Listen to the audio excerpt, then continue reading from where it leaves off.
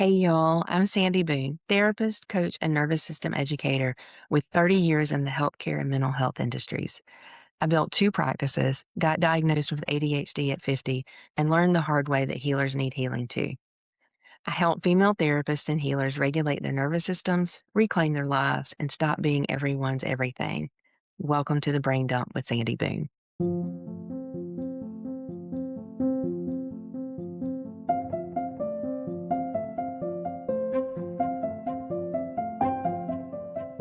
There's a quote hanging in my therapist's office, and I want you to really hear it because it's the backbone of everything I'm going to talk about today. It's commonly attributed to the ancient Chinese philosopher Lao Tzu, and it goes like this. Watch your thoughts, they become your words. Watch your words, they become your action. Watch your actions, they become your habits. Watch your habits, they become your character. Watch your character, for it becomes your destiny. I have read that quote probably 100 times sitting in that office, and every time I read it, I land in a different place depending on what's happening in my life. But lately, I keep landing on the same word, and that's character. Not destiny and not habits, but character. I think character is the piece that we talk about the least, and it's the piece that matters the most. And I think we've gotten a little confused about what character actually is. Character is not a personality trait. It's not something you're born with or without. It's not being charming or likable or easy to be around. Character is what you do when it costs you something. And that's what this episode is about. We live in a world right now that has a complicated relationship with doing the right thing. On one hand, everyone agrees in the abstract that character matters, that integrity matters, that doing right by people matters. On the other hand, we have elevated staying in your lane to an almost moral status. Mind your business. Don't get involved. It's not your place. Keep your head down. Notice boundaries. And I want to be clear there's wisdom in knowing your limits. There's real wisdom in understanding where your role ends and someone else's begins. I'm not dismissing that. But I think we have to be honest about the difference between staying in your lane as wisdom and staying in your lane as avoidance. Because sometimes staying in your lane is the right call. And sometimes staying in your lane is how you watch something wrong happen and tell yourself you're being appropriate while you do nothing. And those are not the same thing, my friends. Character requires you to know the difference, and knowing the difference requires something that is increasingly rare right now, which is critical thinking. Real nuanced, sit with the discomfort, resist the easy answer, critical thinking. And here's what I mean. We live in a world of hot takes, immediate reactions, picking a side before you've actually thought something through. And that environment is the enemy of character because character doesn't come from reaction, it comes from reflection. The right thing is almost never obvious in the moment. It usually requires you to hold multiple truths at the same time, to ask the uncomfortable questions, and to sit with ambiguity longer than it feels comfortable. It requires you to ask, what do I actually know here versus what am I assuming? What is my role in this situation and where does it end? What will it cost me to speak up and what will it cost someone if I don't? Am I staying quiet because it's the right call or because it's the easier one? Those questions are not comfortable and the answers are not always clear. But the willingness to ask them and to sit honestly with the answers is where character lives. Character is not a grand gesture. It's not a dramatic moment where you ride in on a white horse and save the day. Character is built in the small moments, the quiet ones, the ones where nobody is watching and you do the right thing anyway. I want to tell you a story because what is the brain dump without a story? About 20 something years ago, my closest cousin was getting married. This wasn't a distant relative I saw at holidays. This was my person. He was like a brother. It was the cousin I was closest to in the world. And when he asked me to be a bridesmaid at his wedding, I said yes without hesitation. But something felt very wrong. There were things I was hearing from people who knew his fiance, from friends of theirs, that made me genuinely uneasy. Things that didn't sit right. And I sat with that unease for a while, the way you do when you're hoping you're wrong. And when wedding planning got started, I got the news. No children at the wedding. Now, to be fair, lots of couples choose to not have children at their weddings, and I don't necessarily think that's a bad idea. It's a completely valid choice, and I respect it. But here's the context that you need to understand. My husband and I had just, and I mean just, adopted our daughter. She had not been left alone with anyone who wasn't us. Not because we were being precious or overprotective about it, but because she was brand new to our family. She needed to bond with us. We needed to establish safety, and we needed to be with her. That's what you do when you bring a child home. You teach them that you're going to stay. When I explained this, when I said I would need her to be able to be in the nursery at the church during the ceremony so that we could have access to her, still stand up for my cousin, and still honor what he meant to me, the answer was no. Now, keep in mind, we were still going to have to teach her to be with someone else, but that someone else could go get my husband during the wedding if our daughter needed extra support. So again, I asked for this, I explained it, and the answer was no. Not a negotiation, not a conversation, no. So I made a decision. I bowed out of the wedding, which also bowed my son out of the wedding. And then I did something even harder. I wrote a letter to my cousin and his family, the cousin that I loved and the one that I would have done almost anything for. And I told him the truth. I thought he was moving too fast. Something felt very off and wrong to me, and I was scared for him. I asked him to slow down, to take some time, to not get married right away. My thought being that it allowed some time for things to come to the surface. His whole family, the people I had grown up with, the people that I loved, the people that spent every Sunday afternoon at my house, went silent. And not temporarily, for years, over 20 years. I've spent years of being on the outside of a family I had belonged to my whole life. Years of wondering if I had made the right call, and years of carrying the cost of that conversation. Unfortunately, they divorced very quickly. And here we are, 20 plus years later, and his family is just starting to speak. I want to be careful here about what I'm saying and what I'm not saying. I am not saying I told you so. And as a matter of fact, in that letter, I told him I would never say that. That's not the point of this story, and it was never the point of that conversation. The point was never to be right. In fact, I prayed I was wrong. The point was that I loved him, and something felt very, very wrong. And I said it anyway, knowing full well what it might cost me. That's character.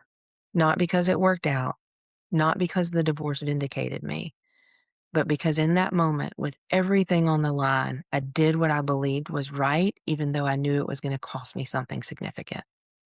And it did. I think we need to talk more honestly about the cost of character, because I think one of the reasons people avoid doing the right thing is that nobody warned them how much it can hurt. We have this cultural narrative that doing the right thing feels good, that virtue is its own reward, and that if you just act with integrity, everything will work out. And sometimes that's true, but sometimes it isn't. Sometimes you do the right thing and you lose the relationship, you lose the room, and you lose years of belonging somewhere that really mattered to you. Sometimes you speak the truth and people don't want to hear it, and they make you pay for saying it. Sometimes you protect someone you love, and the person you were protecting doesn't even thank you for it, at least not right away, and maybe not ever. And if nobody told you that was coming, if you walked into integrity expecting to feel clean and good and immediately rewarded, that cost can knock you flat. So I want to say this directly. Doing the right thing is not free. And knowing that going in, knowing it in your body, not just in your head, is part of what makes it a choice instead of a surprise. I felt in my gut it was the right thing to do. I knew it was the right thing to do. All the while my head was screaming no. But I'll often say to people, what lets you sleep at night? And the reality is, I could not have attended that wedding in good conscience without saying what I needed to say. When you know the cost and you do it anyway, that's where character actually lives. I want to turn this toward the healers and helpers who are listening because you live this in ways that most people don't fully understand. You make hard calls regularly. You make mandatory reports that set things in motion you can't control, and ethically, you're required to do that. You refer clients to higher levels of care, knowing that they may not be ready, and also, ethically, you're required to do that. You hold information that is heavy and private and cannot be shared. You advocate for people inside systems that are broken and slow and frustrating. And you do all of that while being told both implicitly and explicitly to stay in your lane. Don't get too involved. Maintain your role. Keep appropriate boundaries. Follow the protocol. And those things are true. Boundaries matter. Roles matter. Protocols exist for a reason.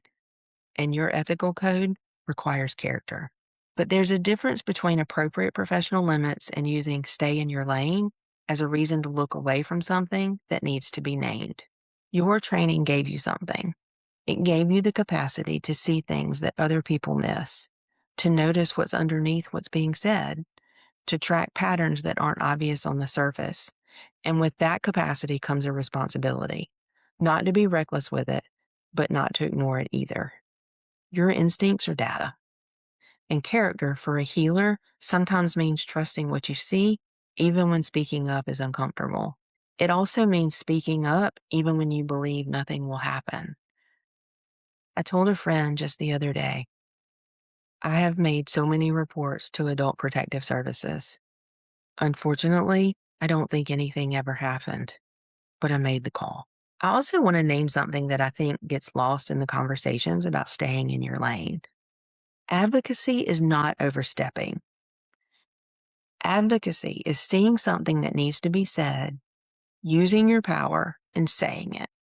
It's using your very powerful voice on behalf of something or someone when silence would be easier.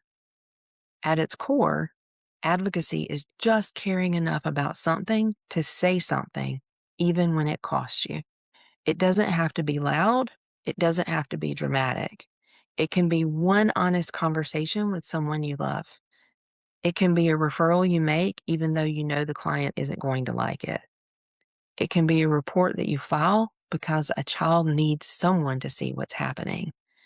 And it can be bowing out of a wedding and writing one hard letter. Advocacy is character in action, and it's almost always uncomfortable. It's also almost always worth it. Not because it always works out the way you hope, but because you looked at something that needed to be named and you named it. You stayed true to something bigger than your own comfort. I keep coming back to that quote on my therapist's wall. Watch your thoughts, watch your words, watch your actions, watch your habits, watch your character. That word watch, not control, not force, not perform. Watch.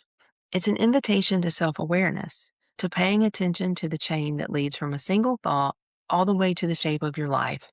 What I know to be true after 30 years in this field, most people don't make one giant choice that defines their character. They make 1,000 small ones. They choose to speak or to stay silent, to act or to look away, to tell the truth or manage how they're perceived, to do what's right or do what's easy. And those choices accumulate quietly over time until one day you look up and you realize, this is who I am. This is what I do when it costs me something. And you're either proud of what you see or you're not. I tell clients often, what lets you sleep at night? What lets you sleep at night is usually the right thing. That's the character.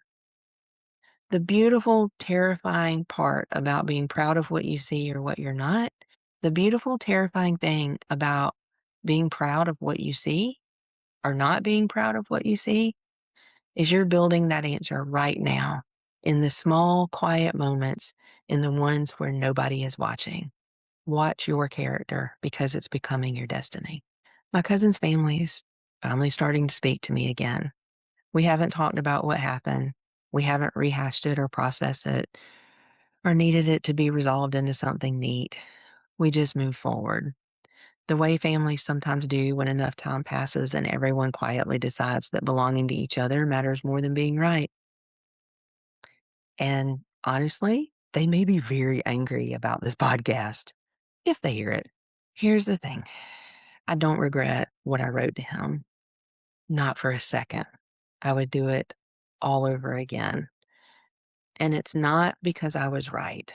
I am sorry that it hurt him. I'm not sorry that I said it because I loved him enough to say the hard things because something felt very wrong and I named it. Also, because I chose my daughter and my integrity over a bridesmaid's dress and family approval. That's the kind of person I want to be. And the only way to become that person is to keep making that choice in the small moments, especially in the costly ones. Watch your character. It is becoming your destiny. Thanks for being here. If something resonated, check out the show notes. You'll find a link to grab my free guide, 50 Things I Do to Calm My Freaking Nervous System. And if you're curious about neurofeedback, there's information in the show notes for that too. Come find me on Instagram at the Sandy Boone. I'd love to keep this conversation going over there. And if you're a healing professional looking for a community that actually feels good to be in, come join us in the Rooted Calm Collective on Facebook. It's a space built for support, nervous system tips, and building your best life as a healer without the drama. See you next time.